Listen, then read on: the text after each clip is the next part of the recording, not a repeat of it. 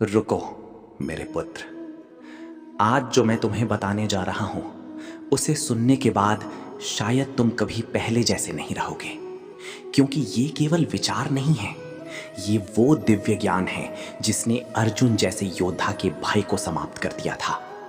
हो सकता है इस समय तुम्हारा मन टूटा हुआ हो सकता है परिस्थितियां तुम्हारे विरुद्ध हो सकता है तुम्हें लग रहा हो कि अब सब कुछ समाप्त हो चुका है, लेकिन मैं तुमसे कहता हूं, यदि तुमने आज इन 5 विचारों को अपने हृदय में उतार लिया तो तुम्हारी सोच बदल जाएगी, तुम्हारा आत्मविश्वास बदल जाएगा और शायद तुम्हारा पूरा जीवन बदल जाएगा।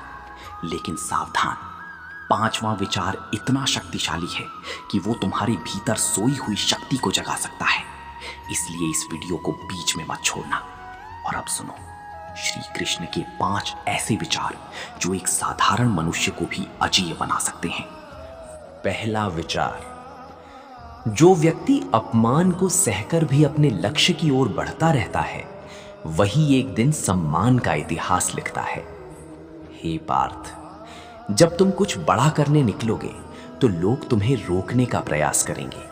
वे तुम्हारा मजाक उड़ाएंगे, तुम्हारी कमियों को गिनाएंगे, तुम्हारे सपनों को पागलपन कहेंगे। लेकिन याद रखना, जब तीर लक्ष्य की ओर बढ़ता है तो सबसे पहले उसे पीछे खींचा जाता है।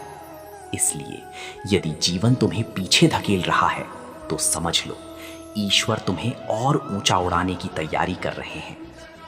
दूसरा विचार, जिस दिन तुमने दूसरों से उम्मीद करना छोड़ दिया उसी दिन तुम्हारी असली शक्ति जाग जाएगी। मेरे पुत्र, दुख का सबसे बड़ा कारण परिस्थितियां नहीं होती, दुख का सबसे बड़ा कारण अपेक्षाएं होती हैं।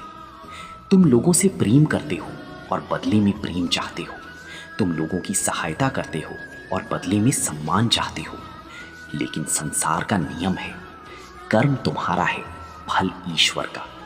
इसलिए अपना हृदय इतना मजबूत बनाओ कि किसी के आने से खुशी बढ़े पर किसी के जाने से जीवन न टूटे।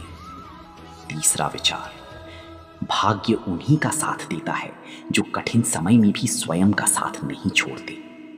हे धनंजय, अंधेरी रात देखकर सूरज उगना बंद नहीं करता, तूफान देखकर समुद्र बहना बंद नहीं करता। फिर तुम अपनी एक असफलता देखकर चलना क्यों छोड़ देते हो? याद रखो, सफलता उन लोगों को नहीं मिलती जो कभी गिरती नहीं, सफलता उन्हीं मिलती है जो हर बार गिरकर पहले से अधिक शक्ति के साथ उठ खड़े होती हैं।